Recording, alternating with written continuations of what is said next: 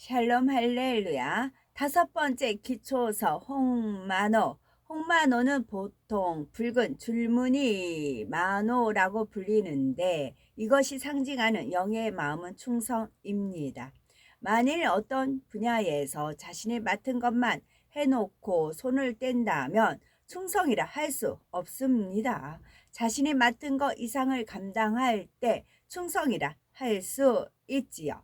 하나님께서 인정하시는 충성은 자신의 사명을 감당하기 위해 마음과 뜻과 정성과 목숨을 다하는 것입니다. 그리고 이러한 충성이 그가 속한 모든 곳에서 이루어질 때 온 집에 충성한다고 인정하십니다. 이러한 충성을 하기 위해서는 먼저 의로운 마음이 있어야 하지요. 의로운 마음이란 하나님의 나라가 확장되기를 원하는 마음, 교회가 부흥하고 발전하기를 원하는 마음, 직장이 번창하기를 원하는 마음, 가족이 행복하기를 원하는 마음 등 나 자신만이 아니라 다른 사람들과 공동체도 잘 되길 바라는 마음이지요. 이러한 의로운 마음과 함께 나를 희생하는 마음이 있을 때라야 충성하는 행함이 나옵니다. 충성이 온 집에 충성이 되기 위해서는 선한 마음이 더해져야 합니다. 선한 마음을 가진 사람은 여러 사명을 맡았더라도 그 모든 분야에 충성하지요. 마음의 선함이 적으면 자신이 소홀한 분야가 마음에 걸리지도 않습니다. 조금 마음에 걸리기는 하지만 그냥 지나쳐 버리는 경우도 있습니다. 그러나 매우 선한 마음은 마음에 걸리는 일은 그냥 무시하거나 지나치지 않습니다. 어떻게 하는 것이 선인 줄 알면서 행하지 않고 있으면 스스로 견디기 어렵기 때문이지요. 하나님께서는 모세에 대해 민수기 12장 7절에 그는 나의 온 집의 충성됨이라 하셨습니다. 하나님께서 모세에게 애굽에서 종노릇하는 이스라엘 백성을 가나안 땅으로 인도하는 큰 사명을 주셨지요. 하지만 모세는 애굽의 백성을 죽이고 도망쳐 나왔기 때문에 돌아갔다가 붙잡히면 어떤 형벌을 받을지 모르는 상황이었습니다. 또한 광야에서 40년 동안 양을 치다가 갑자기 이렇게 큰 사명을 맡을 자신감도 없었지요. 하나님이 주신 사명을 맡는 것이 매우 어려운 상황이었던 것입니다. 그러나 모세는 하나님의 명에 순종하여 충성하는 마음으로 사명을 감당했지요.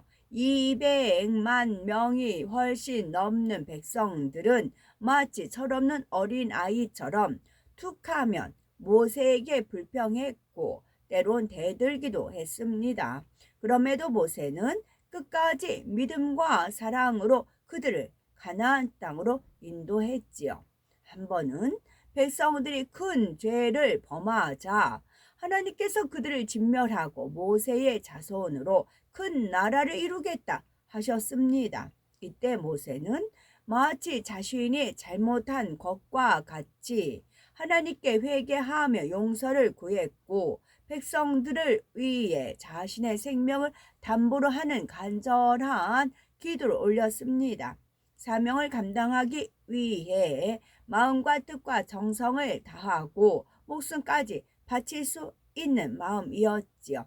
하나님께서는 바로 이러한 충성의 마음을 홍만호라는 보석의 빛깔로 나타내셨습니다.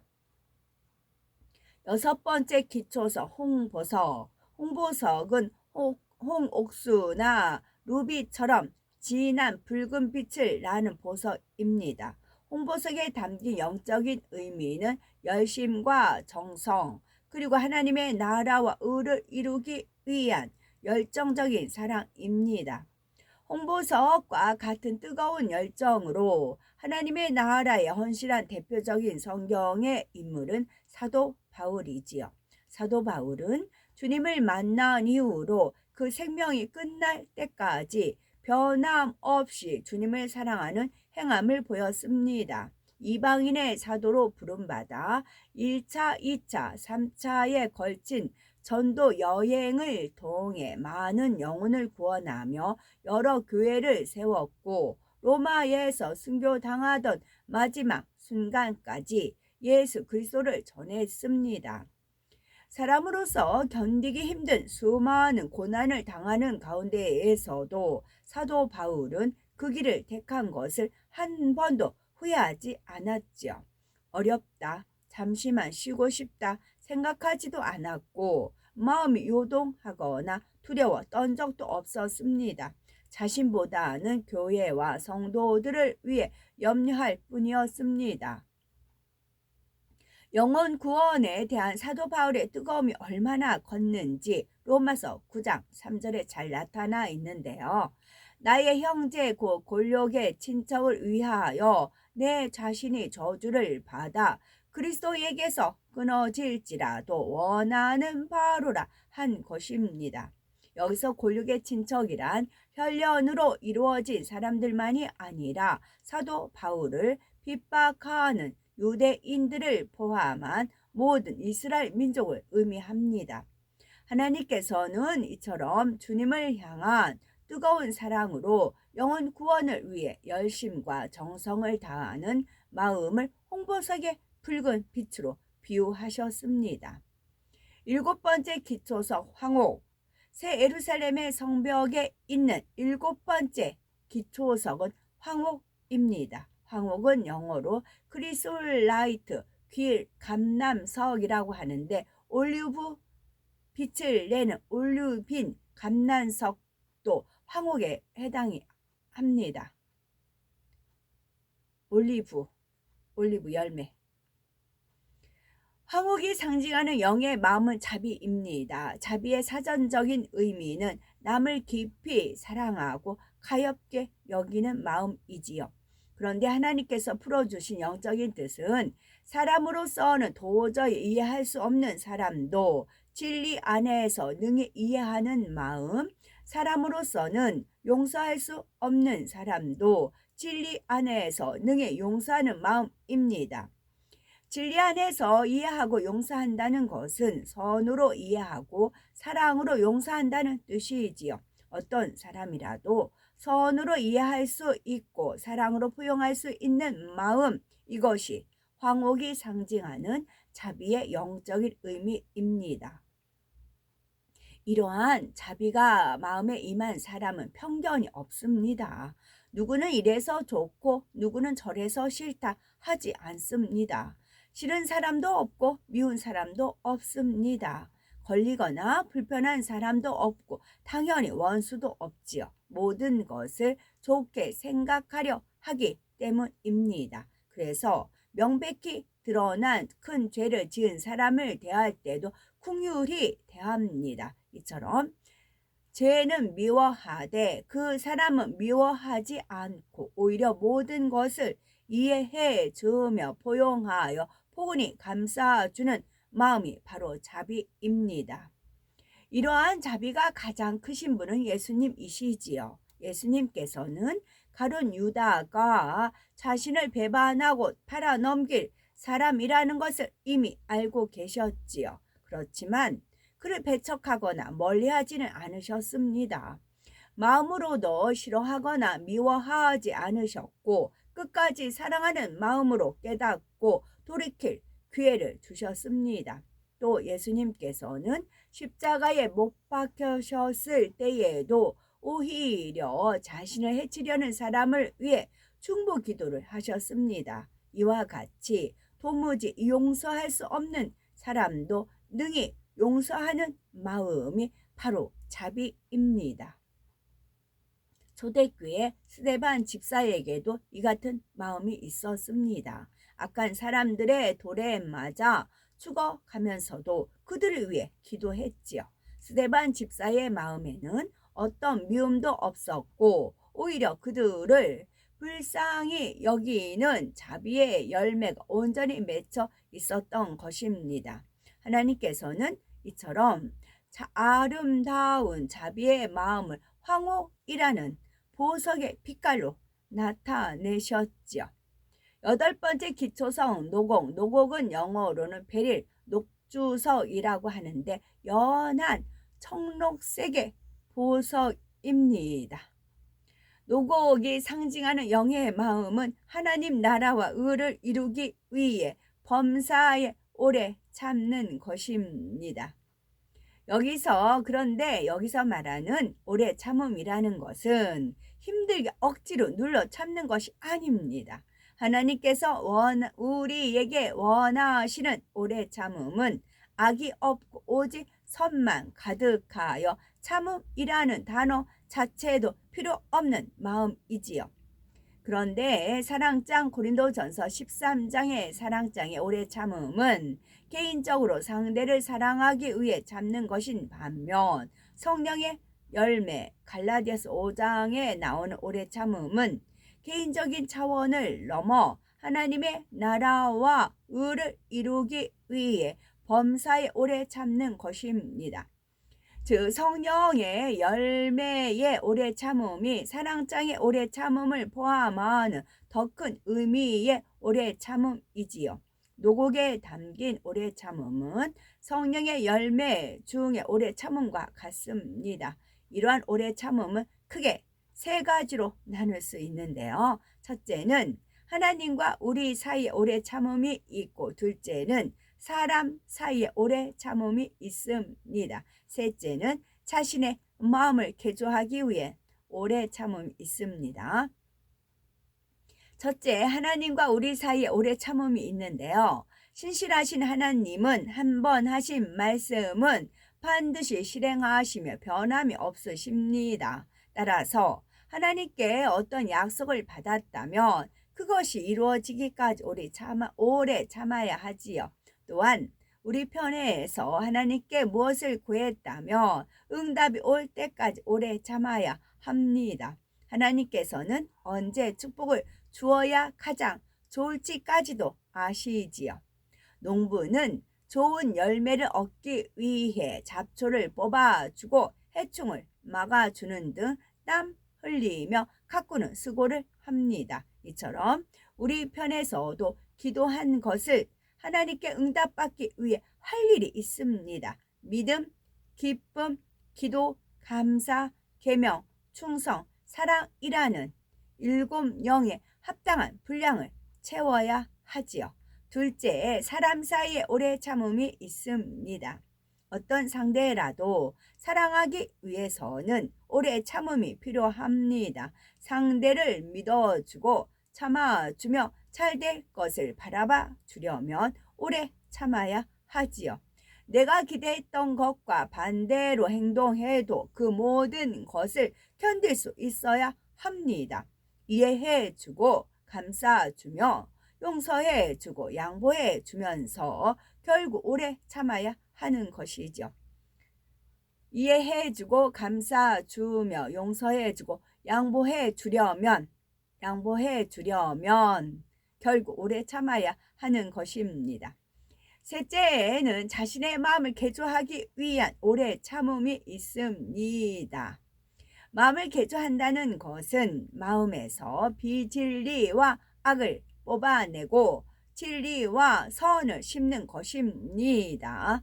이처럼 마음을 개조할수록 믿음이 성장하는데 마음을 개조하는 작업은 장성한 믿음의 분량에 이르기까지 꼭 필요하지요. 이 작업은 밭을 개간하는 과정과 비슷한데요. 돌을 골라내고 잡초를 뽑아내고 때에 따라 흙을 갈아엎어 줘야 하지요. 사람의 마음도 악을 발견하여 벗어버리는 만큼 좋은 마음밭이 됩니다. 하나님의 말씀이라는 씨가 심어질 때 금방 싹을 내고 잘 자라나 좋은 열매를 맺는 것이지요. 하지만 이 과정이 그리 쉽지만은 않기 때문에 많은 사람이 힘들어하고 때론 낙심하며 좌절하기도 합니다. 그래서 오래 참음이 필요한 것입니다. 자신의 변화가 더디게 보일지라도 낙심하거나 포기하지 말아야 하는 것입니다.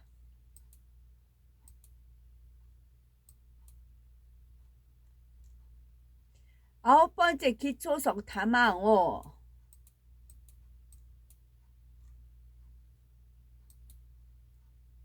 아홉째 기초석 다망옥입니다.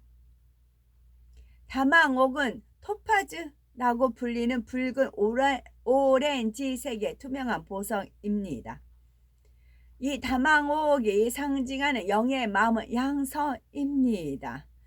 양선의 영적 의미는 성령 안에서 선을 추구하는 마음이지요. 비슷한 의미로는 세상에서는 양심이 있습니다. 옳고 그름이나 선과 악을 판단하는 자기 나름의 기준으로서 시대마다 나라마다 사람마다 다르지요. 그러나 양선의 기준은 오직 하나입니다. 진리인 하나님의 말씀, 오직 그것만이 변함없는 기준이지요. 내가 보기에 선을 추구하는 마음은 영적 양선이 아닙니다. 오직 하나님께서 보시기에 선과 이 선을 추구하는 마음이 바로 영적 양선입니다. 선한 사람은 그 쌓은 선에서 선한 것을 낸다 라고 했죠. 영적 양선이 임한 사람에게는 자연스럽게 선이 배어 나오기 때문에 어디를 가든지 누구를 만나든지 선한 말과 선한 행함이 나옵니다. 향수를 뿌린 사람에게서 좋은 향기가 나듯이 양선한 사람에게서 그리스도의 향기가 나는 것입니다. 그러므로 마음으로만 선을 추구하는 것은 양선이라 하지 않습니다. 선을 추구하는 마음에서 비롯된 선한 말과 행실로 그리스도의 향기를 내며 주변에 덕과 사랑을 베푸는 것, 이것이 진정한 의미의 양선이지요. 성경에 영적 양선의 빛깔이 유독 강하게 나오는 구절이 있는데요. 빌립보서 2장 1절에서 4절을 보면 그러므로 그리스도 안에 무슨 권면이나 사랑에 무슨 위로나 성령의 무슨 교제나 긍휼이나 자비가 있거든 마음을 같이하여 같은 사랑을 가지고 뜻을 합하며 한 마음을 품어 아무 일에든지 다툼이나 허영으로 하지 말고 오직 겸손한 마음으로 각각 자기보다 남을 낮게 여기고 각각 자기 일을 돌아볼 뿐더러 또한 각각 다른 사람들의 일을 돌아보아 나의 기쁨을 충만케 하라 했습니다. 주 안에서 선을 추구하는 사람은 비록 자기 생각과 성품에 맞지 않아도 마음을 같이 해주고 뜻을 합해 줍니다. 누가복음 10장을 보면 예수님께서 비유를 들어 양선한 사람과 그렇지 않은 사람을 알려주는 장면이 나오지요. 어떤 사람이 예루살렘에서 여리고로 가다가 강도를 만나 거의 죽게 되죠. 마침 한 제사장이 지나가다가 그를 봤지만 그냥 피해서 가버렸고 레위인도 마찬가지였지요. 당시 제사장과 레위인이라면 하나님의 말씀을 지식적으로 잘 아는 사람들이었지만 양선이 없으니 그냥 가버린 것입니다. 그런데 그곳을 지나던 한 사마리아인은 강도 만난 사람을 보고 불쌍히 여겨 상처를 싸매주고 자기가 타고 있던 짐승에 그를 태워 주막으로 데리고 갔습니다. 그를 잘 돌봐달라고 부탁하고 떠나면서 만약 돈이 더 들면 자신이 돌아올 때 갚겠다는 약속까지 했습니다. 이 사마리아인에게는 선을 쫓아 행하는 양선이 마음에 있었던 것입니다. 이처럼 내 물질과 시간을 들여야 한다 해도 하나님 보시기에 선을 택할 수 있는 마음이 바로 양선입니다. 다음으로 마태복음 12장 19에서 20절 말씀인데요. 그가 다투지도 아니하며 들레지도 아니하리니 아무도 길에서 그 소리를 듣지 못하리라 했는데 바로 예수님의 양선에 대한 내용입니다. 양선한 사람은 들레지 않으며 아무와도 다투지 않습니다. 또한 겉모습에서도 양선이 나오지요. 예수님의 걸음걸이나 몸가짐, 언어, 습관은 흠이 없고 교양을 갖춘 참으로 온전한 모습입니다. 또한 상한 갈대를 꺾지 아니하며 꺼져가는 심지를 끄지 아니하기를 심판하여 이길 때까지 하리니 했죠. 상한 갈대란 영적으로 세상의 죄와 악으로 가득 찬 사람을 말합니다. 하나님께서는 이런 사람이라도 가난한 심령으로 하나님을 찾으면 결코 외면치 않고 맞아 주시지요. 이러한 하나님의 마음, 주님의 마음이 바로 양선의 절정입니다. 꺼져가는 심지란 마음이 악으로 심히 물들어 영혼의 등불이 꺼져가는 사람이며, 꺼져가는 심지를 끄지 않는 마음은 구원받을 가능성이 아주 조금이라도 있다면 끝까지 포기하지 않는 마음입니다. 신앙 안에서도 상한 갈대와 같고 꺼져가는 심지와 같은 사람이 있습니다. 믿음이 연약하여 시험환란에 넘어져서 혼자서는 다시 교회에 나올 영적인 힘이 없는 사람이지요. 또는 아직 버리지 못한 육으로 인해 성도들에게 해를 끼치고 그 일이 민망하고 부끄러워 다시 교회에 나오지 못하는 사람이지요.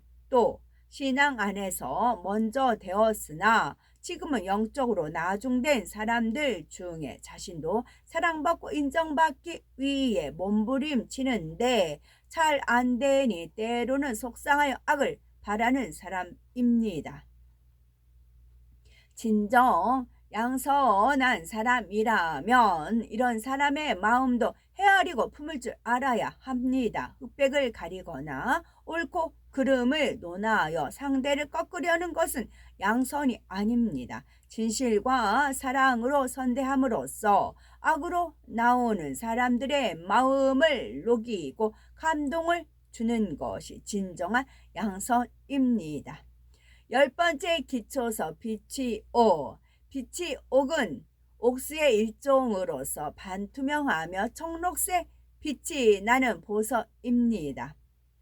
빛이 옥이 상징하는 영의 마음은 절제입니다. 하나님 안에서 모든 것이 풍성하면 좋겠지만 질서를 따라 아름답게 이루기 위해서는 반드시 절제가 있어야 하지요. 디도서 1장 7절에서 9절을 보면 교회에 감독된 자의 자격이 나오는데 절제하라는 내용도 포함되어 있습니다. 주 안에서는 무엇을 하든지 진리로 분별하고 매사에 절제하면서 성령의 소욕을 쫓아 해야 합니다. 성령의 음성을 밝히 듣고 행하면 절제해야 할 때 절제할 수 있으므로 괜한 시험을 자초하지 않습니다. 또한 진리 안에서 곧장 바른 길을 감으로 형통한 삶을 누릴 수 있지요. 그러나 절제치 못한 사람들은 일이 틀어지고 여러 어려움을 만날 수가 있습니다. 영도 절제를 통해서 온전해질 수 있습니다. 성령의 마지막 열매가 절제인 것도 절제가 모든 것을 적절히 조절하는 기능을 하기 때문이지요. 기쁨도 사랑도 절제해야 할 때가 있습니다. 성령 안에서도 마음에 온다고 해서 무조건 하는 것이 아니라 먼저 진리로 분별해 봐야 하지요. 어떤 일이나 사람에 대해 진리 안에서 일러줄 말이 생각나는 경우가 있습니다. 이때 절제의 열매가 맺힌 사람은 성급히 말하지 않고 정확한 때를 맞출 줄 압니다. 이처럼 영으로 들어간 사람에게도 절제는 꼭 필요합니다. 하물며 아직 육을 다 버리지 못한 사람에게는 더욱 필요하지요. 세례 요한은 자신이 이 땅에 온 목적을 분명히 알았습니다. 참 빛이신 예수님의 길을 예비하는 사명을 감당해야 함을 알고 그것을 감당하기 전까지 세상과 완전히 구별되어 살았죠. 홀로 광야에서 기도와 말씀으로 무장했으며 메뚜기와 석청을 먹는 등 매우 절제된 삶을 유지했습니다. 이러한 삶을 통해 주의 길을 예비하는 준비된 사람으로서의 사명을 온전히 감당해냈습니다. 11번째 기초석 청옥. 청옥은 청색을 띠는 투명한 보석으로서 청결함과 거룩함을 상징합니다. 청결의 사전적인 의미를 보면 맑고 깨끗함인데 이것은 하나님께서는 마음에 죄가 없는 상태, 즉 어떤 흠도 점도 티도 없는 깨끗한 마음을 청결하다고 인정을 하십니다. 예수님께서는 마태복음 15장 19에서 20절에 마음에서 나오는 것은 악한 생각과 살인과 간음과 음란과 도적질과 거짓 증거와 회방이니 이런 것들이 사람을 더럽게 하는 것이요 씻지 않은 손으로 먹는 것은 사람을 더럽게 하지 못하느니라 하시며 하나님께서 원하시는 정결이 무엇인지 깨우쳐 주셨지요. 우리가 손이나 몸을 청결히 하려면 물로 씻듯이 마음을 청결하게 하려면 영적인 물로 씻어야 합니다. 영적인 물은 하나님의 말씀을 뜻하지요. 하나님의 말씀대로 행하는 만큼 깨끗한 참마음이 될 수 있습니다. 마태복음 5장 8절에 마음이 청결한 자는 복이 있나니 저희가 하나님을 볼 것이며 말씀한 대로 마음이 청결한 사람은 천국에 가서 하나님을 직접 대면하는 복이 주어집니다. 이는 최소한 3,000층 더 나아가 새 예루살렘에도 들어갈 수 있는 자격이 주어진다는 의미이지요. 또한 하나님을 본다는 진정한 의미는 단지 본다는 데 그치지 않고 항상 하나님을 만나고 도우심을 체험한다는 의미까지 포함됩니다. 이 땅에서도 하나님과 동행하는 축복을 받는 것이지요. 에녹은 죄가 전혀 없는 깨끗한 마음이 되어 하나님을 기쁘시게 했기에 하나님께서 이 땅에서도 늘 동행해 주셨습니다. 그리고 마침내 살아있는 채로 하늘로 올리셨지요. 그때 에녹의 나이는 365세였는데 그 당시는 사람들이 900세 이상 살던 때였으므로 오늘날의 나이로 환산해 보면 한창 청년의 때인 것입니다. 하나님께서는 이렇게 젊은 나이에 그를 데려가신 이유는 그가 너무 사랑스러워 곁에 두고 싶으셨기 때문이지요. 이를 통해 우리는 하나님께서 깨끗한 마음을 가진 사람을 얼마나 사랑하시고 기뻐하시는지 잘 알 수가 있습니다. 12번째 기초석 자정. 자수정이라고도 불리는 자정은 보랏빛을 내는 투명한 보석으로서 온유를 상징합니다. 영적으로 온유한 마음은 성격이 온화하고 부드러우면서도 모든 사람을 포용할 수 있는 큰 마음으로서 솜털같이 부드럽고 부드러워 많은 사람이 깃들여 쉴 수 있는 마음, 모든 것을 선으로 이해해주고 사랑으로 감싸줄 수 있는 너그러운 마음입니다. 아무리 따뜻하고 부드러운 마음을 가졌다 해도 그것이 마음속에만 있으면 별 의미가 없습니다. 선행으로 선과 사랑을 나타내야 하지요. 나로 인해서 다른 사람들이 힘을 얻고 따뜻함을 느끼며 마음에 쉼을 얻게 해주는 덕도 함께 필요한 것입니다. 이러한 영적인 온유를 이룬 사람을 통해 주변의 영혼들은 쉼을 얻고 행복해질 수 있습니다. 그러므로 하나님께서도 영적으로 온유한 사람을 참으로 아름답다 하시는 것입니다. 온유한 사람에게는 많은 영혼이 깃드는데 이것이 곧 영적인 권세가 됩니다. 마태복음 5장 5절은 온유한 자는 복이 있나니 땅을 기업으로 받는다 했지요. 이는 곧 흙으로 지어진 사람의 마음을 많이 얻는다는 뜻이며 많은 영혼을 품어 진리로 인도한 상급으로 천국에서 넓은 땅을 받는다는 의미도 포함이 됩니다. 모세가 200만 명이 넘는 이스라엘 백성을 출애굽시켰고 광야에서 약 40년 인도했습니다. 마치 부모가 자녀를 양육하듯 수많은 백성들을 마음에 품고 하나님의 뜻대로 인도했지요. 그래서 민수기 12장 3절에 하나님께서는 이 사람 모세는 온유함이 지면의 모든 사람보다 승하더라 하신 것입니다. 아멘.